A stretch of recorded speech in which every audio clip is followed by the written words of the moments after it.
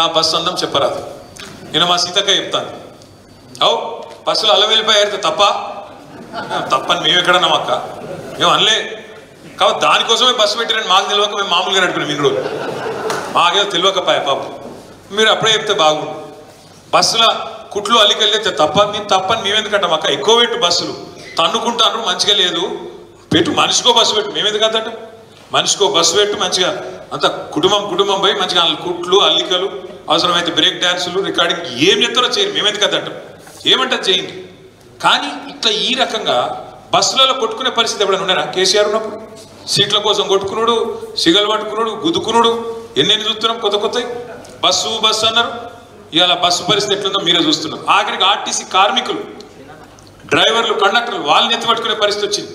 ఇక్కడ వాళ్ళ సీట్లకి వెళ్ళి నువ్వు కూడా చూసుకుంటారు. ఇవాళ ఈ పరిస్థితి బస్సు. అట్లా మహిళలకు కూడా ఇలా వ్యవహారం అర్థమైంది. సరే, 100 కిలోమీటర్లు నేను గుర్తు చేసిన కూడా ఆదిలాబాద్ నుంచి హైదరాబాదు లేదా వరంగల్ నుంచి హైదరాబాదు, ఇట్లాంటి క్రమంలో వాళ్ళు ఏదైనా మార్కెట్లో కొనుక్కొని ఇంటికి పోయేసరికి పొద్దుపోతుంది, చీకటి అవుతుంది, మళ్ళీ అదే పని కదా అనుకొని వాళ్ళ బ్యాగులో ఉన్నది వాళ్ళు కూర్చున్న సీట్ కాడనే ఎల్లిపాయలు ఉడుచుకుంటున్నారు, లేకుంటే ఏదో కుట్టుకున్నారు, ఏదో వాళ్ళు ఉన్న సీట్ కాడ వాళ్ళు ఏదో పని చేస్తున్నారు అని అడిగిన దానికి ఆయన బ్రేక్ డాన్సులు కూడా చేసుకోండి కుటుంబాలు అంటే, నీకు ఆడవాళ్ళంటే ఇవాళ ఒక గౌరవం లేదు.